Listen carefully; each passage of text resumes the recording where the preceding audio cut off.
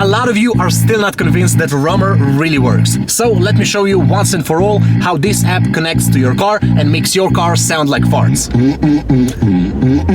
Wrumer is a device that is otherwise known as an OBD reader, which means that you need to find an OBD port inside the car that you want to use it on. Most commonly, OBD ports are located underneath the steering wheel somewhere next to the pedals. But if you can't find your car's OBD port, just Google its name and OBD port location and Google will tell you where it is. Almost every car made after year 2000 has one, but they are sometimes hidden. Let me show you where my car has the OBD port. So this is my steering wheel and here are the pedals, and right underneath here, if you look up, there's an OBD port. This pink thing is that. Take the Wrumer and plug it into the OBD port.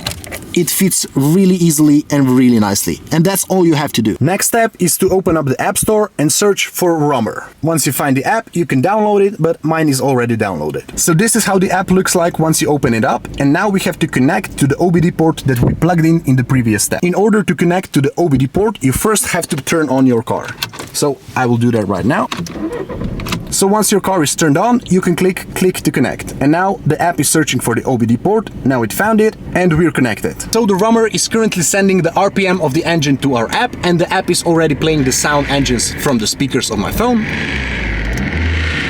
And all I have to do now is just plug in the aux cable that connects to my radio, so the sound will play through the speakers of my car.